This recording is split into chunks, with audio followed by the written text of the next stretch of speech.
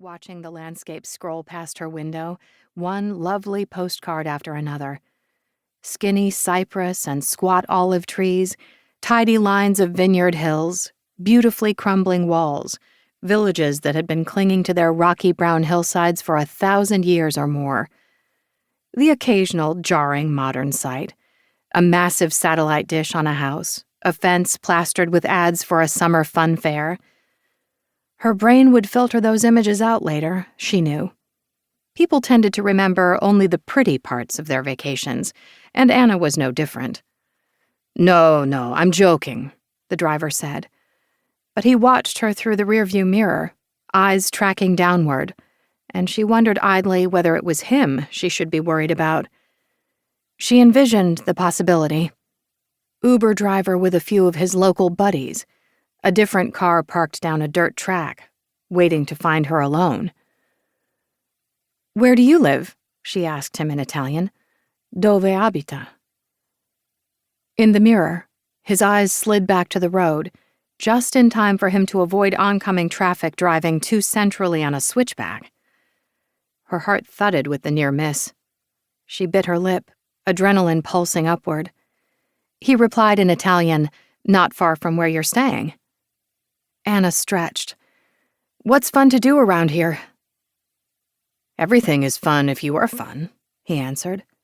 At least, she thought he did. Her actual facility with Italian wasn't nearly as good as her accent. "Good point," she said, in English. Up ahead, she saw a small wooden sign too overgrown with ryegrass to read.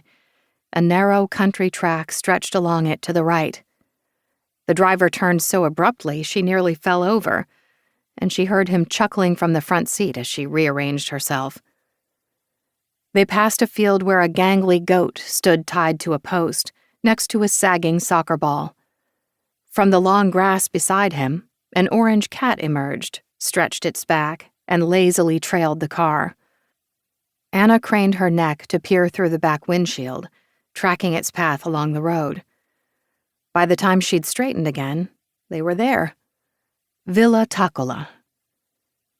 "I can come back, take you out, have some fun," the driver started to say as he stopped the car. But she hurried out, mumbling, "Grazie mille, arrivederci." She slung her bag onto her shoulder and stepped through the iron gates of the villa. Anna heard the car idle on the drive for a full minute before it crunched a turn and left her behind. "I'll keep a rock in my pocket when I go for walks here alone," she thought, even while knowing she'd never bother. There were 2 excessively large SUV rentals parked just to the right of the iron gates, signaling that the gang was all here. But as Anna approached the villa, she felt entirely alone. Unnaturally so. There was something careful about the energy here. Not calm, exactly, more preserved in amber. Crickets twitched their relentless song around her, unseen. A brown lizard on the sunny courtyard tiles lay so still that Anna assumed it was dead until it twitched at her approach. There was a perfect circle of dirt surrounding the house and drive, inside of which even weeds didn't grow. Not well-tended gravel, dirt. Remnants of dead plants poking up in places. The sky was solid cerulean blue and the day was hot. Hotter by the minute. Breezeless. Anna slowed her step, allowing the sense of this place to wind tight around her. The sunlight and shadow, the isolation. Something else she couldn't yet name. She'd have taken out her sketch pad and plunked down right there, cross-legged in the front courtyard. Capturing her first impression of this 600-year-old villa. The afternoon light stretching across the pale brown stones of the flat facade, casting shadows that looked like teeth, if she didn't think she'd be caught. Somebody would spot her, take offense, mention it to the others, setting the combative script for the rest of the week. Not this time. Anna wanted this vacation.